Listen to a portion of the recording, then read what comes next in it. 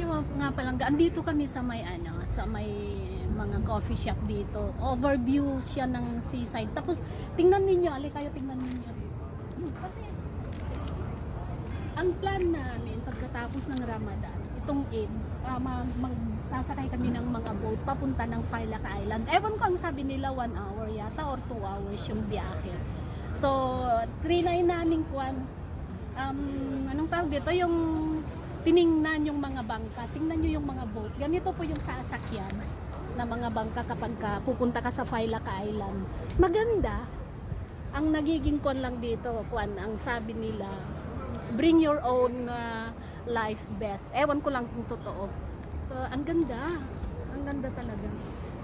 So, tingnan natin. Aabangan ho natin yung abangan natin yung mangyayari pagkatapos ng Ramadan kasi pipilitin naming makapunta sa Filac Island. Ang sabi nila napakaganda daw doon. So, sulit-sulitin na pagkatapos ng Ramadan, sulitin yung 1 week holiday ang Eid. So, di kami na, di ba? Ang ganda, lapitan natin pa. Ipaano ko yung mismo pa.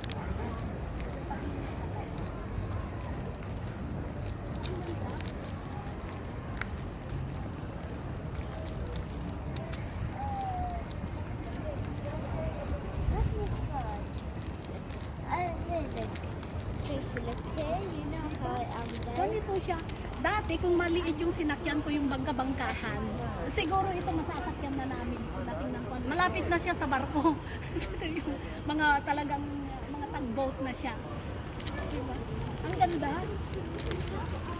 Tapos parang hindi naman siya ganun ka-costly. Parang disco. Oo, parang Pang disco ata eh. Hindi siya ganun kamahal. Kaya tingnan lang natin kasi kailangan group of 20 person daw yata ang isasakay bago tatakbo yung yung boat. So, yun, abang-abang na lang po tayo. Maraming salamat ulit mga palangga. Thank you for watching. I love you all. Bye-bye. Good night.